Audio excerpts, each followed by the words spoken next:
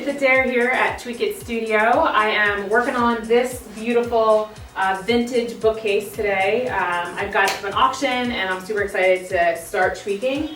My vision for this is black and ivory. I want to stay in the neutral zone. Yep, y'all heard it right.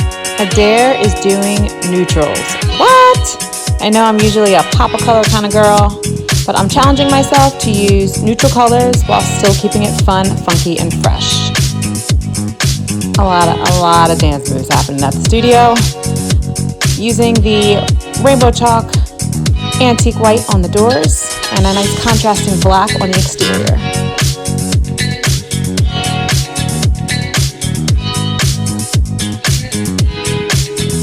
Now y'all know I love me some metallic, so I added metallic gold touches anywhere I could find to pull out all the interesting details.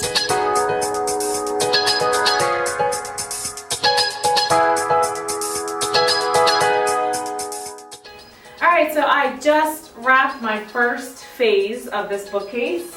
I did one coat in the ivory of the doors, black all the way around the exterior. I left the feet at the bottom wood for now just because I'm unsure about what color I'm going to do, most likely black though. And then I just played around with where I want to place the gold. And as you can see, I placed it here, and on this little detail, and I love it. So I'm probably going to add it on this little detail around and at the bottom. So we'll see. Tomorrow I will do the inside, throw that fabric in there, paint the shelves, and we'll be good to go. That's a wrap with phase 1 on the antique black and ivory bookcase. Make sure you stay tuned tomorrow for phase 2.